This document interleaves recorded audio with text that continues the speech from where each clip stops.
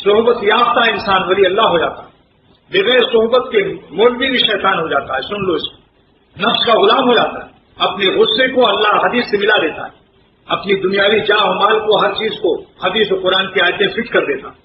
اس لیے عرض کرتا ہوں کہ علم پر عمل کرنے کے لیے ضرورت ہے سب کو. لیکن ایک بات سمجھ لیجیے، اللہ تعالیٰ شاہ عبد الغنی صاحب رحمۃ اللہ علیہ فرماتے تھے کہ جب کوئی عامی شخص غیر عالم صوفی بنتا ہے، سالک بنتا ہے، اللہ اللہ کرتا ہے، اللہ والوں سے ملتا ہے، تو وہ صاحب نور ہو جاتا ہے. لیکن جب کوئی عالم کسی اللہ والے سے مل کر اللہ اللہ کرتا ہے، سلوک طے کرتا ہے، تو نور علی نور ہو جاتا ہے. یہ حضرت نے فرمایا. اس کا مقام بھی بڑا ہوتا ہے. وہ ایک عالم لاکھوں صوفی بنا ڈالتا ہے، اس کا درجہ بھی بہت ہوتا ہے. لیکن یہ بھی حکیم الامت فرماتے تھے کہ اگر اس نے اپنے نفس کی اصلاح نہ کی تو پلاؤ جب بگڑتا ہے تو بدبو زیادہ پھیلتی ہے. پلاؤ جب بگڑتا ہے تو بدبو زیادہ پھیلتی ہے. سوکھی روٹی اگر سڑ جائے تو اس سے اتنی زیادہ بدبو نہیں پھیلتی.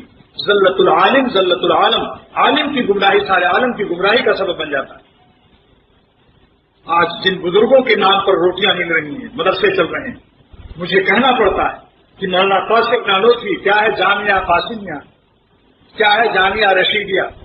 ارے بھائی، جامعہ اشرفیہ، جامعہ رشیدیہ، جامعہ قاسمیہ کے نام رکھنے والوں، ان بزرگوں نے کیا کیا تھا ذرا یہ بھی تو دیکھو کہ ان لوگوں نے اپنے نفس کو کتنا مٹایا، کتنا اللہ اللہ کیا، اور کس طریقے سے صاحب نسبت ہوئے. جب تک تعلق میں اللہ کی دولت دل میں نہ ہو، اس کی زبان میں بھی اثر نہیں ہوتا. کیا فرمایا جلال الدین رومی رحمۃ اللہ علیہ نے کہ ہر کی باشد قوت و نور جلال، جن کی غذا اللہ کا نور ہو، تو نہ زائد از لبش تہر حلال، ان کی زبان سے اللہ تعالیٰ کلام مؤثر پیدا کرتا.